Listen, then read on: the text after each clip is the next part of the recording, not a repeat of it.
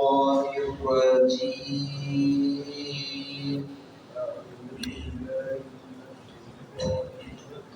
بسم الله الرحمن الرحيم.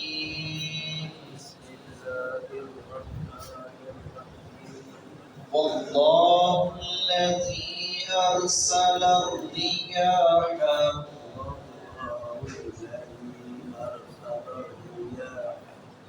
فتثير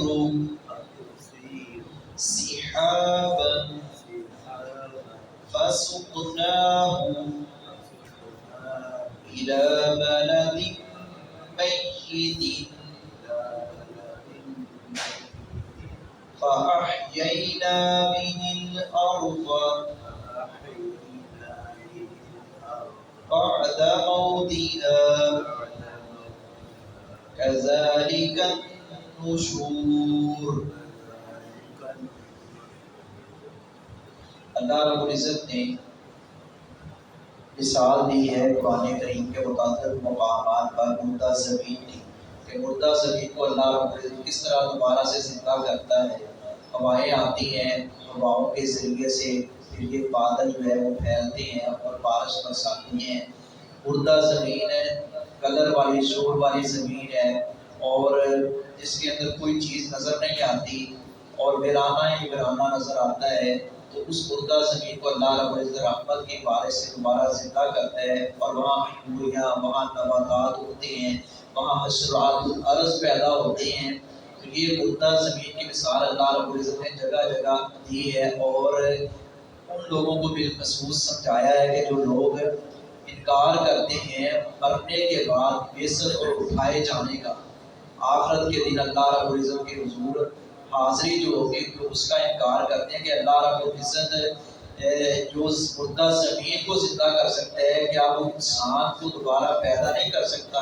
جیسا کہ حدیث میں آتا ہے، نبی کریم صلی اللہ علیہ وسلم نے فرمایا جب بندہ مر جاتا ہے، قبر میں چلا جاتا ہے، منو من مٹی کے اندر وہ ایک ریڑھ کی ہڈی بچ جاتی ہے، اسی سے اللہ رب العزت دوبارہ انسان کی تخلیق کرے گا۔ اللہ رب العزت کے لیے پہلے بھی آسان تھا اور دوبارہ بھی آسان ہے۔ پہلے جب کچھ نمونہ نہ تھا تب اللہ رب العزت نے اس خوبصورت انسان کو پیدا کیا ہے، فی احسن تقویم کے اللہ رب العزت نے الفاظ بولے ہیں، خوبصورت سانچے میں اللہ رب العزت نے انسان کو پیدا کیا ہے۔ تو اس خالق کائنات کے نزدیک یہ کوئی مشکل نہیں ہے دوبارہ زندہ کرنا، یہ اس کا نظام ہے۔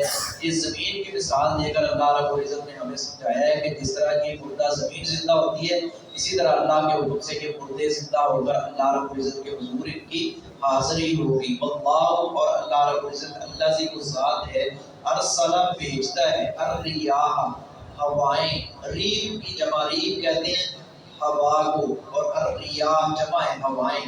وہ ذات ہے اللہ رب العزت جو بھیجتا ہے ہوائیں، فتثیر چنانچہ وہ اٹھاتی ہیں سحابا بادل کو، فسقناہ تو ہم ہانک لے جاتے ہیں الی بلد میت مردہ شہر کی طرف۔